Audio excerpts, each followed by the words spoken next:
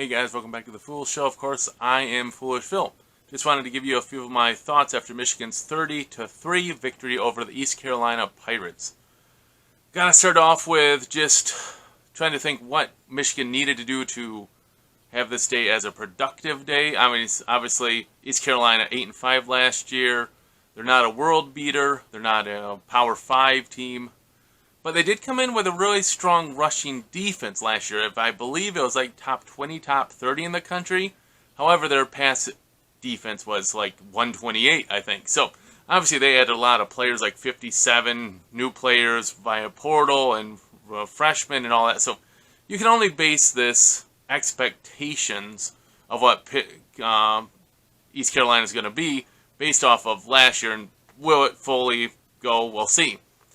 I think it did. Michigan really struggled against the running defense of East Carolina. I mean, you just got outside of one run by Corum there, right at the start of the second quarter. He broke off like a 40-ish, 45-yarder. Outside of that, they really held Michigan in check in the passing game. Now, they limited Michigan to 122 yards, 132 of you don't count JJ's and Davis Warren's negative yards, the fumble recovery by JJ, and Davis Warren just fell down. I don't know if they really count that as a sack or a run, but it was officially in the run column when I looked. So 132 yards rushing. Yeah.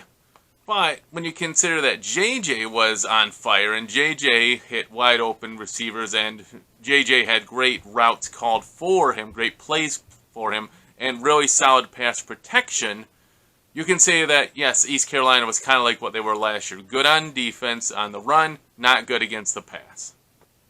So, I gotta say Michigan transitioned well there. They were not able to run the ball well, and at least I'll take some solace in the fact that they didn't just keep slamming their head against the wall and just, like, we're just going to do this, and just going to do this, and just going to do this. They started to let JJ pass the ball. In fact, the first half, JJ threw the ball 18 times. Michigan ran the ball 12 times, I believe it was. So 18-12 for the pass in the first half. And what a surprise, Michigan was up big at halftime. JJ was 16 of 18 in the first half, I think 180-some yards. At that point, 2 touchdowns, I believe it was. And, okay. Second half. The defense is solid, nothing great, nothing flashy. Michigan comes out, JJ's in there, it's 23-0, and, a Michigan new kicker, let's see if I wrote down his name here, if I can find it, Turner from Louisville. He hit that 50-yarder, sweet, but they'll be interesting to follow. Special teams to me is a concern. He missed an extra point where he completely shanked it.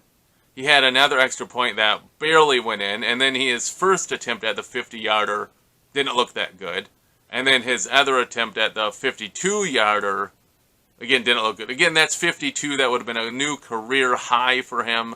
His previous record, which he tied in this game, was 50. So, no more Jake Money Moody. So, field goals and even extra points, sadly, are going to be a little bit more interesting. But, sorry, I got off topic here. Back to the second half. When you are playing an inferior opponent, you're up by 23 at half. I'm completely fine with JJ coming back out there, JJ getting the first series. Michigan won the coin toss and deferred. I'm totally fine with that. Michigan gets the ball, march down the field, score a touchdown, Roman Wilson. I gotta say, props to JJ. 2 of his touchdown throws were on, like, scramble plays. That other one, the last one to Wilson, was a nice throw there where he had Johnson did an out and up, or the swing back route, and then he did a little fake to him and made the DB suck up just enough so he could throw over him. JJ's perfect throw to Wilson. Michigan's up 30-0. There was 9 minutes, just over 9 minutes to go in the game. And I'm sitting there, I'm talking to my brother. I'm like, do you think they're going to have JJ come back out? I think he shouldn't have. My brother said he thinks he will, but he shouldn't have. That you really want to get extra reps, extra practice for your backups. But he was right. JJ did come back out, and that almost really killed Michigan's whole season. You're like, what are you talking about, fool? What are you talking about? Well, on that drive, JJ rolled out to his right towards the Michigan sideline, and he took a gigantic hit. They actually called targeting, personal foul on it, but he took a gigantic hit with Michigan up 30-0 in the third quarter. And what if he got injured? What if he's concussed and like now he's got to sit out a game or two? Or like what is going to happen with that? I thought that was such a terrible, terrible decision by Jesse Minter to put him back in. Now maybe, sorry, my daughter needs something. She wants some food, so she came down to have me open it. Yeah. Okay. Want to say hi? Want to say hi? Say hi. All right, go Blue. Okay, all right, go. Here's your food. Okay, let me finish this up, and I'll help you. Okay, just play for a couple minutes. I want to read it down. Okay, Sorry about that. Back to my thought. JJ took a huge hit, a hit to the head, and he shouldn't have been in the game. Why was he out there? And on that drive, it completely deflated Michigan as a team, if you will. After that scoring drive, obviously Michigan went down, they moved the ball again, and then it was like Donovan Edwards. We got to get Donovan Edwards a touchdown. So Michigan just started running the ball right up the middle for like, I think 3-4 plays in a row, and they couldn't get it, which again is a little concerning. Why can't we score against East Carolina? It reminded me of Rutgers last season at Rutgers, where it took Michigan like 4 straight runs from the 1 yard line, and Corum finally got in, or maybe it's JJ on a quarterback sneak or something like that. Like, can we do some other play? Like, can't you do a play action and hit a tight end? You know East Carolina is totally selling out for the run. Why do you have to just give into them? Why? See, that's where Michigan really lost it, I think. Is they threw away the game plan, and they're like, we're just going to get Edwards a touchdown. And they didn't. Again, they had the fumble there on 4th down. Again, flashbacks to TCU with Mullins and JJ fumbled. That was 1st and goal, obviously, in the Fiesta Bowl, I believe it was. Here, they botched the snap and don't even get up the play on 4th down. But after that drive, after Michigan was thwarted, after Michigan should have had JJ out, the team just seemed flat. I'm sure the crowd really left. I'm sure the crowd started filing out a lot more. Oh, sorry, side tangent. Major props. That was a great maze out. That looked great. Honestly, I can't remember a maze out during the day that looked better. That was a really good maze out. And major props to the 104,000 fans, I think I heard the attendance was. So major props for that. So, but after that stop on 4th down, Michigan was just kind of deflated. The crowd was deflated. Michigan missed a 52-yard field goal. Michigan, I don't even know if they had a 1st down after that outside of penalties the rest of the game. I think even the 52-yard field goal they got because of good field position. And then Davis Warren came in. And you wonder, why do we want JJ not to get more reps? Why do we want Davis Warren? Did you see him? He didn't look that great. And one play, and he's kind of our backup, or is it going to be Tuttle? We didn't see Tuttle at all today. So I would think Tuttle would actually be your number 2, the transfer from Indiana. Sorry, not right now, honey. Let me finish, okay? So, I think that was a big mistake. I don't know what Jesse Minter was really thinking. Did he give in to JJ and let him play out? That's like, you want to play? Okay, go in, JJ. Was this decided amongst Harbaugh and Jesse Minter? Like, if we're up big, let JJ play the 4th quarter?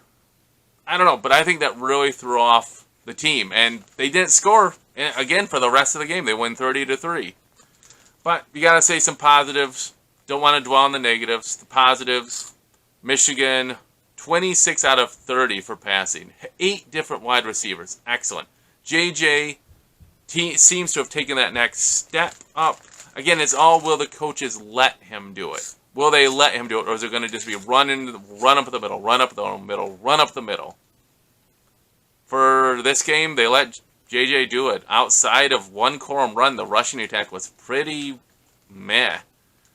Even the whole second half, outside of the first drive of the game, of the second half, the touchdown drive was like, blech. Like, man, I just started feeling tired. Maybe I got up too early. But it was just a boring second half after 9:13 to go in the game. It's in the third quarter. Michigan didn't do much. It was disappointing. And I want to get those backups in there. I want to get them experience and reps and all that. I know you might, this is the first game. You want to get the starters reps. You get a mix of starters and backups on the field together, fine. But I think Michigan really took a big risk having JJ in there. That second drive in the third quarter almost burned them. And you can tell, man, you need a quarterback to winning football. And outside of JJ, I don't know what Davis, Warren, or Tuttle are going to bring to Michigan. So you got to protect him. Now I hope Michigan doesn't go the opposite way and say, "Oh wait, we can't call any RPOs or anything like no quarterback runs. We can't afford it," because they did that last year and it hurt our offense too. You gotta have him run the ball some. You gotta protect him. Like if he could run the ball 5 times a game, I think it would be a good number. But that's just my thoughts. What do you guys think? Should JJ have stayed in for that second drive in the third quarter, or should he have been pulled out? I laid out to you why I thought he should have been pulled out. Just my thoughts on it. Of course, it is what it is. What do you guys take away from the game? Obviously, to me, JJ was spectacular, star of the game. I really love that interception by Wallace, which was called back. If someone could put in the comments why officially it was overturned. We were watching on a feed, and it kind of went in and out, and I watched it again. Maybe it hit the ECU guy on the sideline, so it technically would have been a dead ball out of bounds there. Maybe, was that it? That's my guess, because he had the possession, he had 2 feet, and no interception. Just a second, honey, just a second. So, sorry, daughter, let me wrap up. So, give me your thoughts. What are your pros? What are your cons of this game? Rushing attack's got to get better. ECU was selling out for the run. We still couldn't run, so at least JJ could hit the wide open receivers, so that's a positive sign. So, hey guys, little long video, but Michigan's back. They get the victory. Let me know what you guys think in the comments below, and I'll try to respond as I'm able to. As always, thanks for watching, and go Blue! Could I tell something to the fans? What? Okay, what? What do you want to tell to the fans? What do you want to say to the fans? Is this pirate really big? They needed to know that, huh? Okay, you want to say bye? Bye. Alright, bye. Go Blue. Say go Blue. No! That's her go Blue. Alright. She probably hears me screaming a lot. Okay, see ya.